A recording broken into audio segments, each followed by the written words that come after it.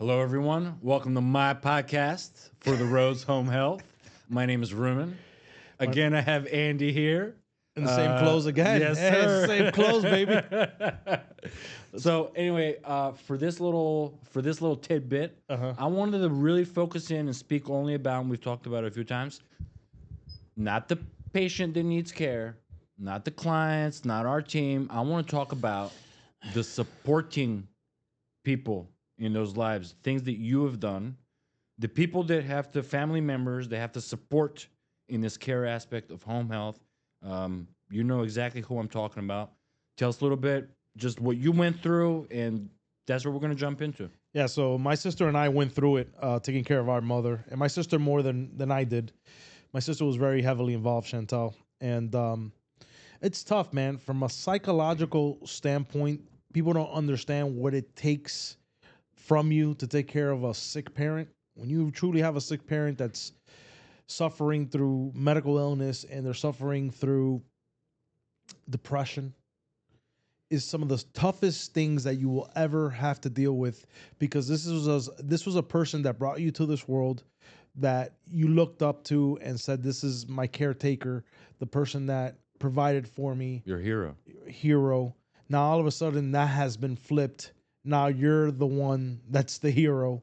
You're the one that has to be there around the clock, and it's a psychological drain. It is so tough on a lot of these family members. I've had I have so many stories of people breaking down to me saying that they can't do this anymore. I'm almost choking up because I know what I went through. I know what my sister went through, and I know what the conversations that I've had.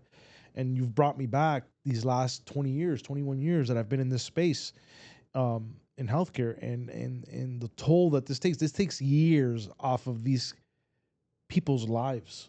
And how can we make it better? And I think home health really can give them some type of quality of life. I really believe that because it happened to us as a family. So And it's going to continue to happen. There's it's going to continue other happening. And elderly around and us. I said in the previous episode, it comes out of nowhere. A lot of people are not expecting and that something's going to happen to their loved one.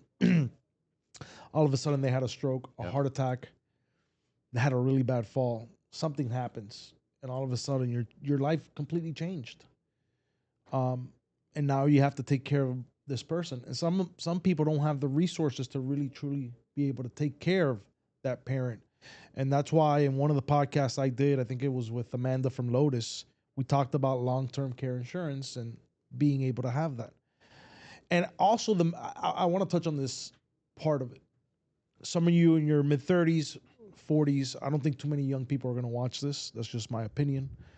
Other than if they work for us or they want a job with us and they want to see who we are. But I'm talking about For now. the 35 to 45 year olds, the 50, 55 year olds. One of the conversations that we have internally as a family, my brother, my sister, but my brother and I always have this conversation that we don't want to be burdened on our kids, that we are going to be set up in such a way that we will never be a burden on our children, that we will never put that stress on them, because you can derail a family. I've seen it. It's happened to me personally. Yeah, it can derail a family. And that's how impactful it is. But people don't have the forefront to think about those things. But those are the things that I think about, as I'm getting on the other side of, now I'm 43. Eventually I'm going to be on the other side of 50 on the back nine. And I might be in the back nine now. The average life expectancy now is 79, 80, whatever it is. So I'm on the back nine. And these are the type of things that I think about that people don't think about. But I've been in this space for so long that I truly start thinking about, how is this going to look for my wife and myself? Are we going to be able to have enough money for our care? Do we have the right policies in place, which we do? Because I don't want to be a burden on our kids. And I think a lot of these parents that run into the issues weren't thinking about this stuff. Obviously, they grew up in a different time. People weren't educating on this. You just couldn't grab your phone and Google certain things.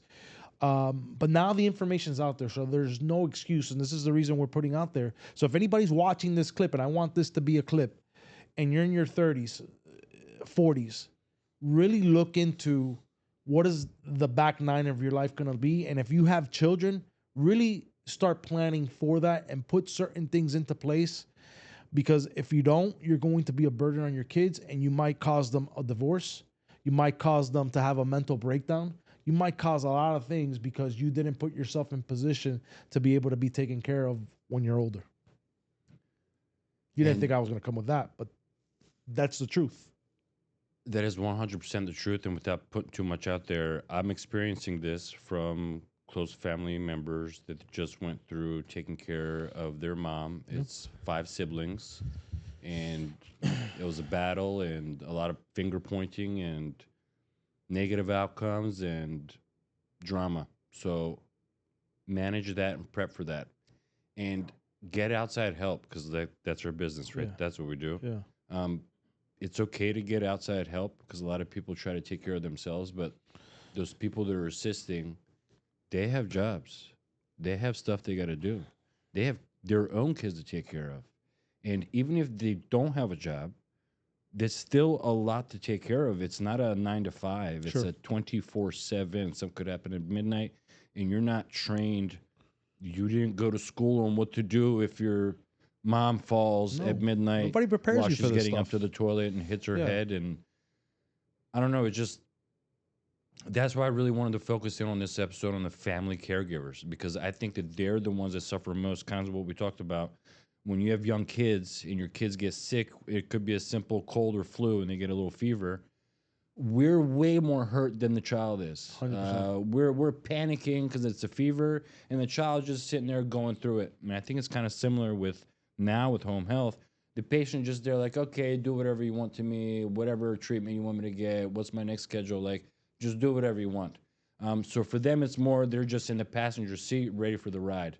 But who's the driver? Who's mapping out those stops? Who's making sure that the destination is going to be seen and that the ride itself is smooth? And that's the family caregiver. A lot of the times they're on their own. And when they do have to get home health involved, that's a challenge for them at the beginning, just finding the right one or getting lucky with the right one. And then, I don't know, there's a lot of elements tied to it. And I think those people need a little attention and focus, which is why I really wanted to do this episode on them. Yeah. And I think they're a big deal, man. I think they take it the hardest. I think they're affected the most. Yeah, I've seen it over my career. I've seen the impact that this has on them, and it's tough stuff. And people don't realize sometimes they go through it for 10, 15 years. Dude, physical exhaustion, lack of sleep, Yeah. they can lead into it. Anxiety, depression, you name 100%. it. They're destroying themselves. I actually have a friend that's going through it with his mother. He's been years at it, and it's been devastating on all aspects of his life. So And some people, maybe they're too courageous or prideful to accept help when needed, like professional, clinical, skilled help. What would you say about that? I mean, there's a certain time where enough's enough, and you need to get I think the you right do team need to to talk step to in. somebody. I mean, it's a lot, and it's okay. It's okay to feel the way you feel, and it doesn't mean that you don't love your parent. It doesn't mean that that you're lesser of a person. Because I think that sometimes, like, you feel that if you speak up or you're complaining about this, that you are not a good human being. You're not taking care of them well enough, right, or 'cause well you enough, promised the right? rest of the family that These are all you'd feelings quit that your are job and take care of them. these are all feelings that are normal, and I want people to understand that this is normal stuff. I went through it myself with my mother. I had a very sick mother, very sick. I want you guys to understand that when I met my mother, that my first memory of my mother was the stroke, of her having a stroke. I never met my mom functional. My mom has been sick, was sick since my first memory. I know what that is. So you can't tell me. I know the toll that has on you. I experienced it. So I know what people are going through. I had to go to therapy myself. I went through a lot of stuff in my childhood. And I'm choking up, but at 28 years old, I had to go see somebody because everything piled on. And there was other things. But I know what people are going through. It's tough stuff. And just know that you're not alone. And if you are going through a difficult moment, you can DM me directly. and I will answer to the best of my ability and point you in the best direction because I experienced it, and it's not BS. Like I really went through it. My family went through it, and it's not. You're not alone. Just know that you're not alone. There's people out there that care about you and that want to help you. There's so many resources and programs out there that you may not even know about that you can get accessibility to, from long-term care where they can provide you, if your parent is on Medicaid, they can provide you an aid hourly and you get a certain amount of hours per week. There's Meals on Wheels. There's so many things out there and resources, but if you don't go seeking that help, you're not going to find it. So I hope that this platform creates that for people, where if they are going through a difficult moment like this and they're at their ends with, just reach out, man, because I definitely have lived it. My sister has lived it, and we can give you the best advice possible from our perspective. And it's never too late to get help. 100%. Better late than never. 100%. You're not alone. You're not alone in this. As much as you think you're alone, you're not. And you're going to get through it. You're going to get through it. It may not seem like that because when you're going through an experience like this, one day really feels like it's 1 month, and 1 month feels like it's a year, and a year feels like it's 10. And that's how you feel. And I get it. But eventually you're going to get through it. And there's something on the other side of this, that whole entire experience that you're going through. And there's a reason why God has you there, and you're going to learn something of value. I learned it with my mother. And even when I didn't trust the journey or I didn't trust the process, God showed it to me on the other side. And I believe that God will show you on the other side of this situation something that's good and powerful. And you're only going to be better for it. The family caregiver, you'd be surprised in how many of the patients that we get, that's the person that we're communicating with. Yeah. That's the person we're in contact with. I didn't know that. You said, what did you learn? I didn't know that was that big part of this business, the family caregiver. I thought it was, hey, the patient signs up. This is just a prescription. Very different. Hey, go get home health. No, half the time those people aren't, well, not half the time, they're not able to manage their own schedule, better yet, or their own medications. My grandparents they literally have now their own little shelves this high with 5 different levels, probably 50 different meds for each. One has a little shelf, another has a little shelf.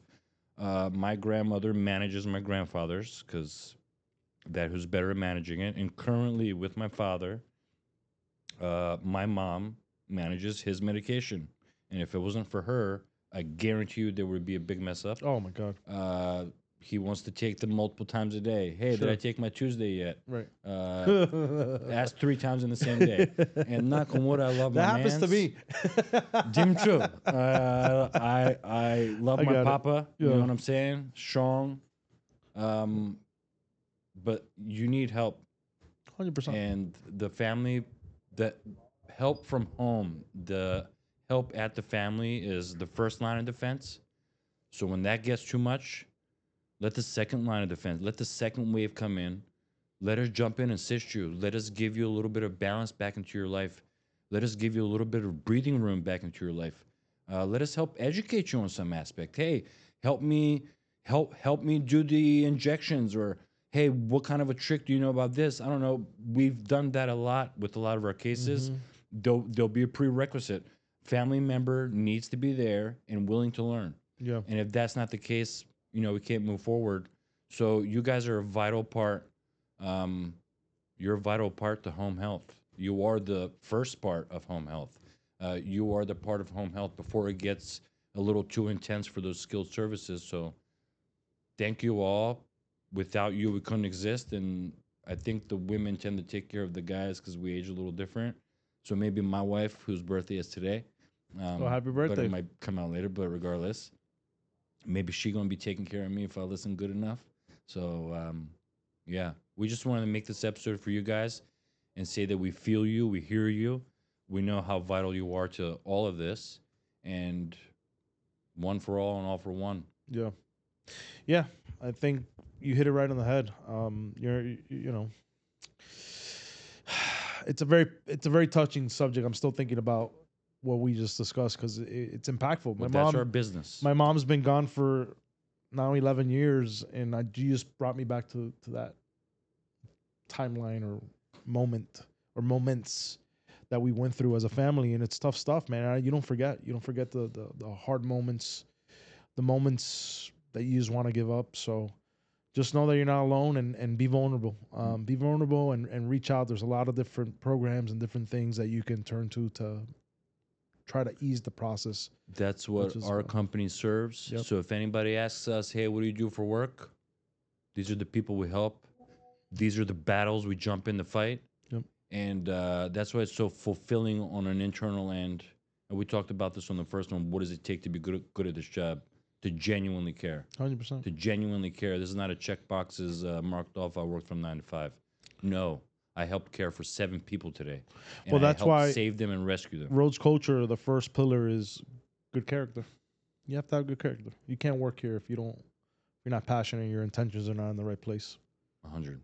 Yeah. So Andy, thank you again. thank you. Follow us, visit us, subscribe, share, theroadshomehealth.com. Send us those comments, DM. We want to be able to help you navigate through whatever situation. Hit that subscribe button. Yes, sir. Catch you guys on the next one.